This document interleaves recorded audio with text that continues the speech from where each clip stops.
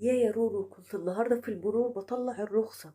ليه الستات تسوق عربيات ما تقعد كده ويجي لها الشوفير يسوق العربية؟ تتعب نفسها ليه في الرخصة والمرور؟ ايه ده؟ معنى كده ان انتي ما تعرفيش عباسية احمد فرغلي؟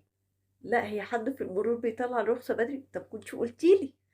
لا، عباسية احمد فرغلي هي اول ست في مصر طلعت رخصة. تعالوا وانا احكي لكم الحكاية.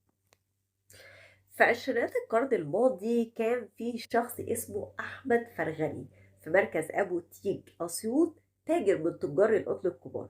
بس الراجل ده كانت دماغه متفتحة وكان عنده بنت وولد، عباسية وأخوها محمد. الحاج أحمد فرغلي قرر إن هو ما يفرقش ما بين بنت وولد، وإنه يعامل بنته زي ما بيعامل ابنه، فعلمها مدارس أجنبية وكمان بعتها للإسكندرية عشان تدرس في فيكتوريا كوليدج. والموضوع ما توقفش ان هو يخلي بنته تسافر من اسيوط لاسكندريه عشان تدرس، لا ده كمان سفرها لاوروبا علشان تتعلم وتاخد شهادات. بصراحه عباسيه ما قصرتش، بس هي وهي بتتعلم وفي طريقها في حياتها لقيت ان اخوها في بدايات القرن العشرين بيركب الاختراع العجيب والغريب اللي اسمه سياره، او عربيه زي ما احنا بنقول عليها.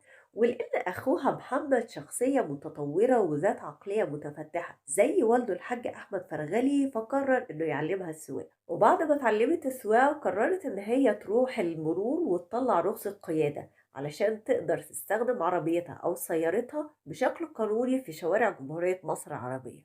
وبكده عباسية أحمد فرغلي أول سيدة تطلع رخصة.